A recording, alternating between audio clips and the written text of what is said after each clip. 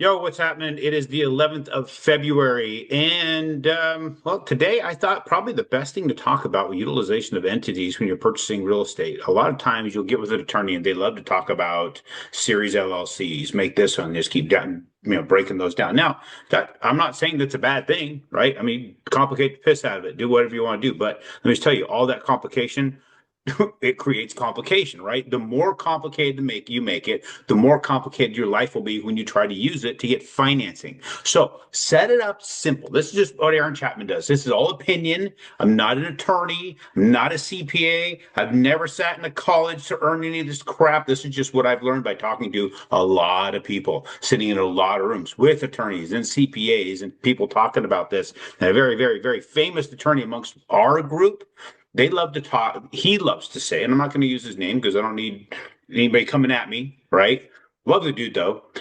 He says that attorneys love to push out LLCs. They say it's like making babies. It's fun and it's cheap, and that's exactly what he said.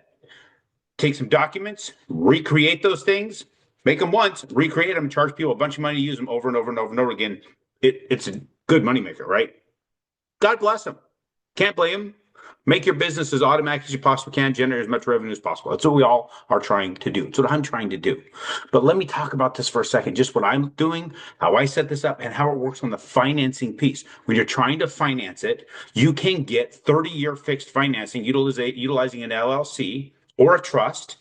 You can use your trust, your living revocable trust. You can go into contract with your trust, and it just puts on the contract your trust is the buyer. You, of course, as the signer, is the trustee, and you get conventional financing. It has to be a living revocable trust. We have to look at the trust. You've got to digitize that document and send it to us. Our attorneys have to do an attorney opinion letter. We got to look at it. You do get charged to review it, but now your house is purchased in the name of the trust, and that's utilizing a conventional loan.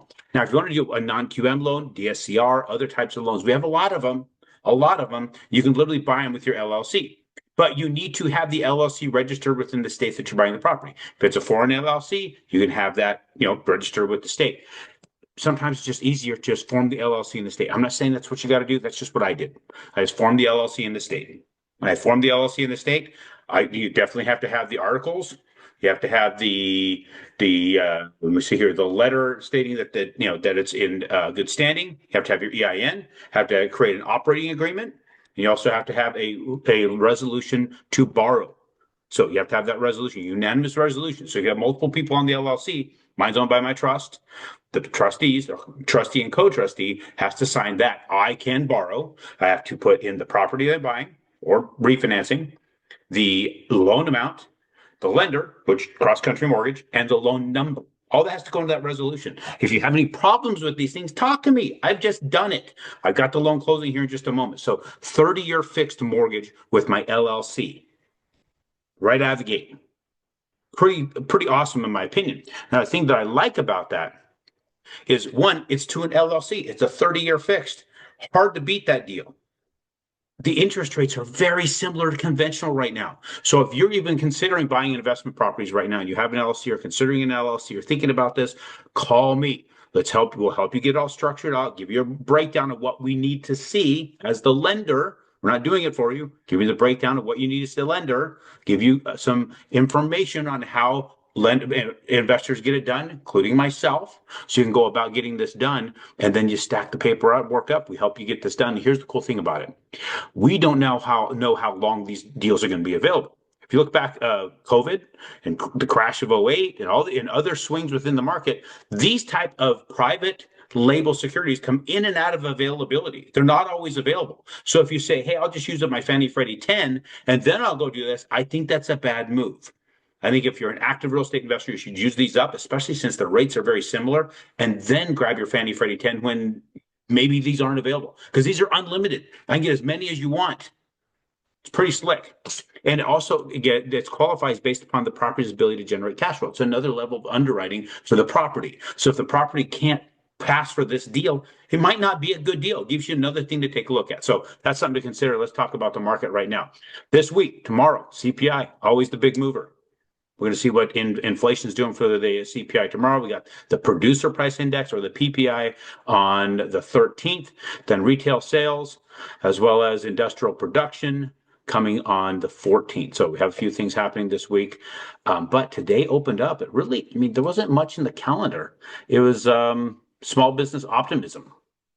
And it's a low impact thing, but I'm going to have to find out what caused the movement within the market because we saw some movement in the market. It really was surprising how much movement we saw in the market today. So there's probably something out there, some obscure data that I don't know. Who knows? I heard another plane went down. I don't know if that has anything to do with it, but here's what we got. I'm going to share this screen with you guys so you can see what we're talking about here. And it is a slow share, let me tell you. Here we go. All right, there's our share. So this is where we were up here. We got a gap down open. So here was our close yesterday, and we traded down to 98.96, and then we gapped down open. Now, these gaps love to close, but it gapped down, it pushed down. Now, we could have, this could be a support that we've got going on right here. Let me see here if I can get into, here we go. Get into we could have ourselves some support sitting right in here somewhere. That's right about where the wick landed. So that could be some support. I'm gonna go ahead and change this one on us to a red. Now we have a ceiling. So we're gonna hit that ceiling because we're below it. This is where we are. So we may be trading in this thing. We may have that support. We'll see if that plays and goes right back and wants to close that gap and get back up into this window. That's a possibility. But I'm not certain what has driven this particular movement that far down that quick, but we'll find out. And probably if it's something like crazy, we'll report on it this week or we'll just get it back to you at the end of the week. But LLCs, let's talk about those LLCs. Know what you need before you go get it. I'm going to remind you, know what you need before you go get it. So call me. We'll get you on the calendar. Just text me, 602-291-3357. Bree will get you on the calendar. I'll go over all the stuff you need. You can go take it step by step and come back to me, step by step and come back to me. We're here to guide you. We are part of your business to walk you through it. Anybody else you're talking to, they just want to close loan. We want to create your business for you. This could be an amazing thing for you. We'll talk to you guys on Friday.